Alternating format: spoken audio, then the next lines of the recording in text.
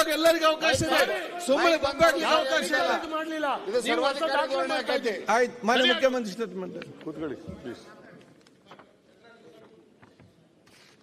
ಮಾನ್ಯ ಅಧ್ಯಕ್ಷರೇ,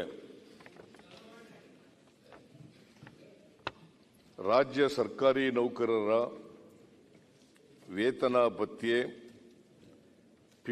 ಪಿಂಚಣಿ ಪರಿಷ್ಕರಣೆಯ ಬೇಡಿಕೆಗಳನ್ನು ಪರಿಷ್ಕರಿಸಲು ದಿನಾಂಕ 19/11/2022ರಂದು 7ನೇ ರಾಜ್ಯ ವೇತನ ಆಯೋಗವನ್ನು ರಚಿಸಲಾಗಿತ್ತು.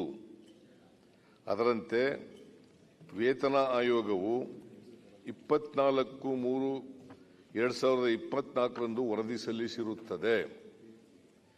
7ನೇ ರಾಜ್ಯ ವೇತನ ಆಯೋಗದ ಶಿಫಾರಸಿನಂತೆ ಸರ್ಕಾರಿ ನೌಕರರ ವೇತನ ಸಂಬಂಧಿತ ಭತ್ಯೆ ಪಿಂಚಣಿಯನ್ನು ದಿನಾಂಕ 1/7/2022ರಿಂದ ಅನ್ವಯವಾಗುವಂತೆ ಪರಿಷ್ಕರಿಸಿ ದಿನಾಂಕ 1/8/2024ರಿಂದ ಅನುಷ್ಠಾನಗೊಳಿಸಲು ದಿನಾಂಕ 15/7/2024 ಸಚಿವ ಸಂಪುಟ ಸಭೆಯಲ್ಲಿ ತೀರ್ಮಾನಿಸಲಾಗಿರುತ್ತದೆ.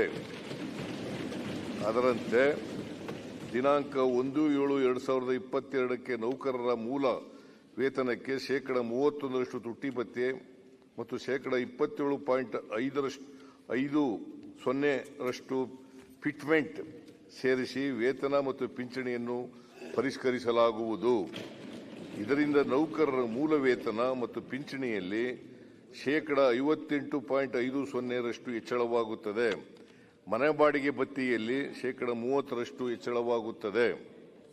ನೌಕರರ ಕನಿಷ್ಠ ಮೂಲ ವೇತನವು ರೂ. 17,000ದಿಂದ ರೂ. 27,000ಕ್ಕೆ, ಗರಿಷ್ಠ ವೇತನವು ರೂ. 1,50,600ರಿಂದ 2,40,200 ಪರಿಷ್ಕರಣೆಯಾಗುತ್ತದೆ. ನೌಕರರ ಕನಿಷ್ಠ ಪಿಂಚಣಿಯು 8,500ರಿಂದ 13,500ಕ್ಕೆ ಮತ್ತು ಗರಿಷ್ಠ ಪಿಂಚಣಿಯು 75,300ರಿಂದ 1,20,600ಕ್ಕೆ ಪರಿಷ್ಕರಣೆಗೊಳ್ಳುತ್ತದೆ.